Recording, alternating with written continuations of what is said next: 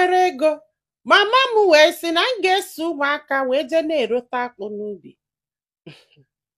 Ofu nwoke sị m na ya na-azụ afịa na-eme ọfụma wee nwee nsogbu, ya na-anụ nwaanyị wee mụta ụmụ na-anọ wee nwee ezigbote nsogbu n'ụwa bịa nnọọ infact na ndị chandum bulie nakọsị anya ife niile ya nwa. Mana mgbe ya na-eme ọfụma na o nwere ụmụ okolobịa ndị ya nyechekwala aka ma ndị jebela obodo oyibo. Mana mgbe ihe anụnwa melie na o nwere onye nyelie aka na ndị nyelie enyelu wee ego nni ka fanyelie sọkwanya ya wee mana ejigide n'ihe ekwọrọzi anya wee dulu ndị bịa wee na vileji wee na-alụọ na vileji na mami ya nọ na vileji. Then o nwee nwanne nwaanyị anụrọ di mụtala ofu nwa nọkwa na vileji ebe afọ. So ọkwanya na mami ya gbanwee wee bido wee zibi ozi ka ụmụaka metụ esi ezi ụmụaka ozi.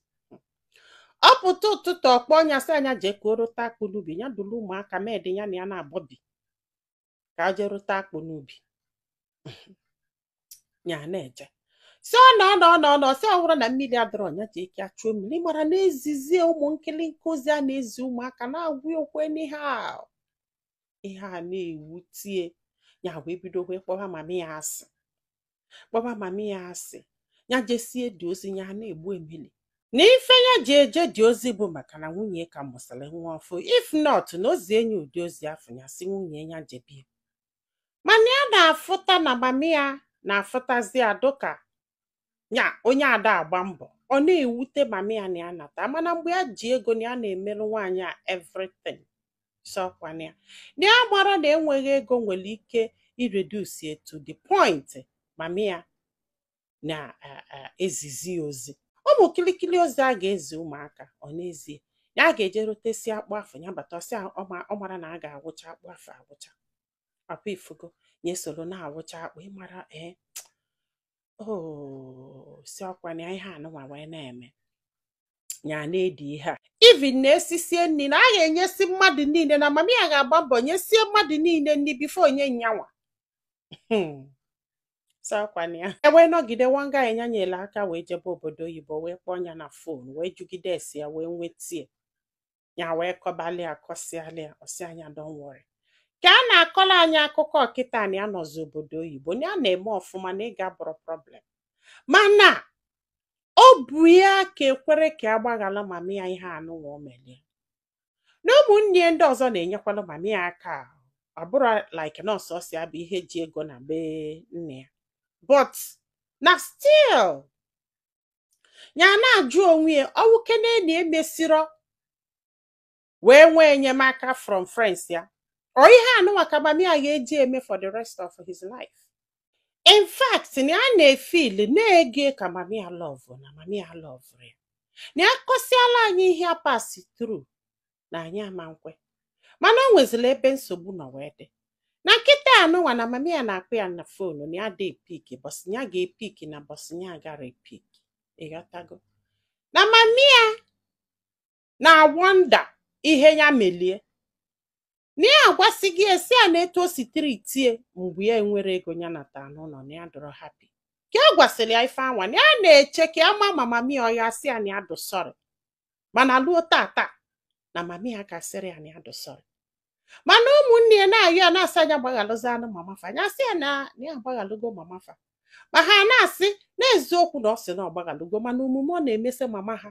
egosiri na ọ gbaghalụgo mama ha. Maka gịnị na o nwere ike ịkpọ mama ha na mama ha ga-anọgide kpọọ ya na fon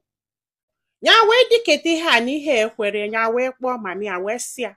na ka ekọsiala gị ihe imelie na ya na-expect ka isi asọrị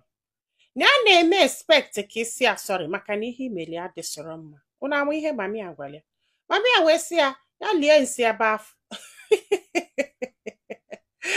na ọ kwụrụ ada akali onye kụlianụ na maka na ọ nụrụ nwaanyị agba dị mkpa vụọ ihe nwa na-avụ avụ ka anyị ejereziga abalị aba ka anyị ejereziga ezi ozi na mami ya na-afụta ya like ịmago na African mothers azene na o nwere ife ome si ya ma ọnya ka ọ ka na-eche na ọ bụrụ dị ihe ya nọzi na-eche na ihe ya na-akọlụ m kịta na ọsọsọ m ka ya nwee ike ịkọlị ya maka na ọ na-eme ya ifele mana the thing na-eme ya affect actually mana ihe na-ewute bụ na mgbe ọbụla ya na-emelu mami ya ife ọ na-ewute ya adịghị obi niile emelu mami ya ife na ọ bụrụ nọọ ihe ya chọrọ ma na-etu ya si efil ya na-enye ya ego ya na-egbu emeli ya na-egoli ya akwa ya na-egbu emeli ya na ya na-akpọ na fonu ya na-egbu emeli even fonu ringi ọ bụrụ na mami ya na-akpọ na ya ghara adụ happy omume ya ifu na body language everything about him echenjie n'eziokwu eziokwu na ya need that sorry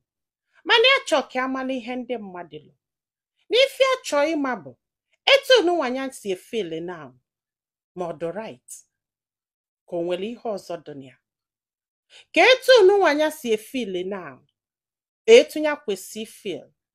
ịghọtago ọ bụ ebulu na ọ bụ na ndị mmadụ gwa ya okwu ya wee nwee ike wee truly forgive mama ya na ya forgive gị yes as a human being mana o nwere ihe a na-akpọ heart dị mmadụ n'obi na that thing is still hot ịghọtago so kwania so nwanne m kedu ife ilo ọdụgo ka this guy o need that sorry actually ka ọdụgo ka na o need this sorry ọ bụrụ na ị ga-esi ozi a gwa anyị filo na comment section maka na ọ ga-enyelu nwa okolobịa aka iji ma ife ọ ga-eme ma nyekwazịalụ m aka tụso ozi a ka olu ndị ọzọ ntị maka na ọ sị m na ọ bụrụ na ya fụsịa ife ndị mmadụ kwuru ọ bụrụ na ya need dị sorry na ya ga-ana village je kụọ meeting kụọ mami ya ka ọ sị ya sorry maka na ọ bụ na ọ sịrị ya sorry ya kọtụ ọnya off na o nwere ife ga-ejikọzi ya na ya na ọkwa ifugo ndị be anyị daalụ mmadụ niile abụrụ ofu ịghọtago ọ bụrụ na ị jụọ m ga-asị that na he was traumatized like mgbe afọ ihe anwa melia ọbalị arụ